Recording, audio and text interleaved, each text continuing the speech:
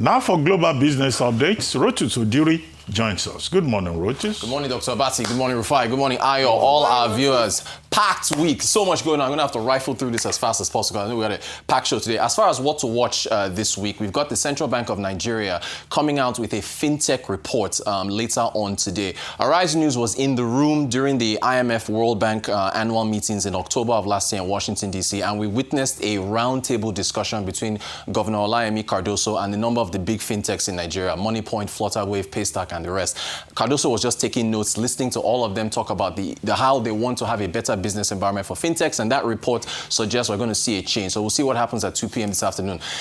Singapore is hosting a space summit. So they're looking at outer space, talking about satellites going to the moon, Mars, and the rest. Lots to come out from there. Alphabet is reporting its earnings on Wednesday. Amazon is reporting its earnings on Thursday. Bank of England decision, we expect them to hold rates non-farm payrolls for the United States on Friday. Let's roll it on. Massive drop in silver on Friday. We saw the biggest drop since 1980. I wasn't born then, but shortly after. 1980, 31.4% drop in silver futures. Gold futures also falling by about almost 12%. Spot gold, spot future, both falling. It's being tied to Kevin Walsh. Let's roll to the new nominee for, well, who Donald Trump says is going to nominate for the Fed. The markets believe that Kevin Walsh is going to be independent and he's going to maintain Fed credibility. So we saw the dollar boosted on Friday. And then we add that with profit taking for precious metals. Even copper is down, Bitcoin, just a real big sharp shift. Even as we speak right now, gold, silver, Bitcoin, all down as well. So we'll see what happens with Walsh. He needs 51 Senate votes. And remember, there's one Republican that says he will block this nomination until the subpoena of the Federal Reserve is concluded. I think that's Mr. Tilson or so, a Republican from North Carolina, if I remember correctly. Rolling on from there to Nigeria, the Dangote Industries has announced Ralph Mupita, this is the Group Chief Executive Officer of MTN, as a board member on the fertilizer company. He led the listing of MTN Nigeria here in this country, and it is understood that we might be seeing an IPO for the fertilizer business later this year. Who knows? Maybe in 2027. But he's a board announcement that the Dangote Industries has added to their fertilizer group. What do you need with fertilizer? What is the main feedstock? Gas. You need gas. NNPC putting out a new 2026 gas master plan. I know we've heard about master plan this, master plan that. You go back to the sugar master plan from the Jonathan era, picked up by the Buhari administration, and so on and so forth. But still, what they want to do is to improve gas production. You know, Nigeria has massive gas reserves. What is it? 200 plus billion cubic feet. As far as gross reserves, we're doing about 8 billion, but monetized is about 4.7. They want to get this to 10 billion standard cubic feet by 2027, 12 billion by 2030, looking at trying to get 60 billion in investments. Your GBI's gas-based industries, Dangote Fertilizer, Indorama. We've seen a number of final investment decisions that have been made in this sector. You have Ubeta project from Total Energies.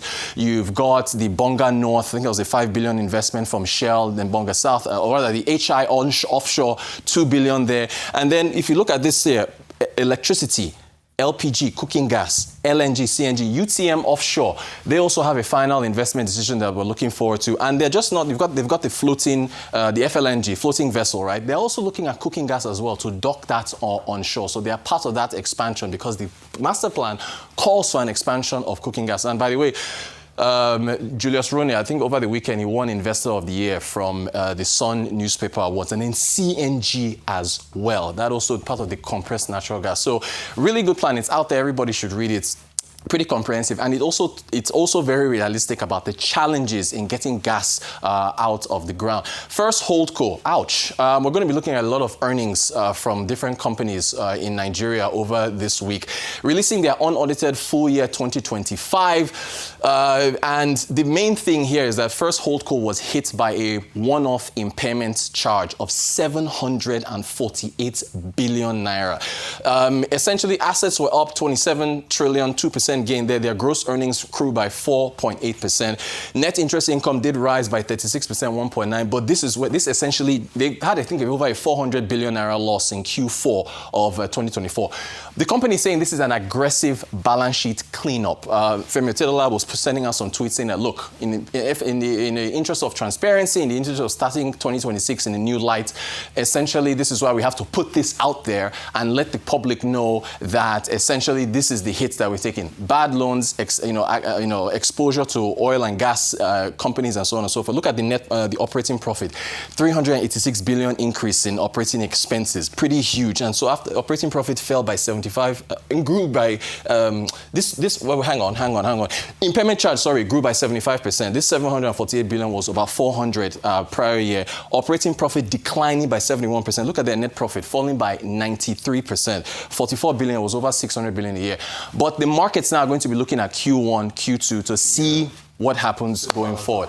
I think finally, you guys watch the Grammys, you see complaints. Tyler keeps beating the Burna Boys and the Davidos of this year, but you see her streaming numbers for the single that won.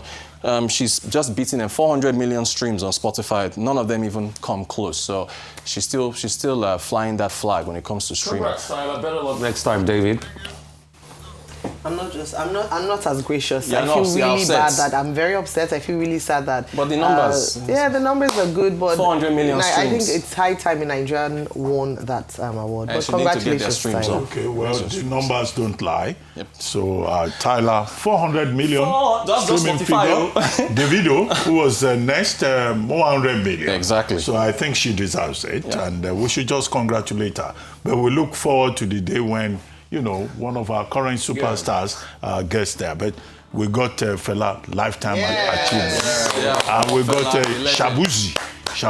Yes, Shabuzi also featured. We had Cynthia Erivo. Yes, we also had Cynthia Erivo. So Nigeria was still fairly well represented. And then as for the gas master plan, we've been on it since 2006. Yes. And then we have this thing they say, gas master plan, Nigeria hydrocarbon, Mr. Julari was saying,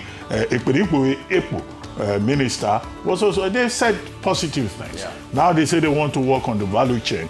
We'll see it when we see the result. But the good news is that they've signed some agreements with Dangote Industry Limited. But they're promising efficiency, performance. We'll see when that happens. Thank you very much, Rotus.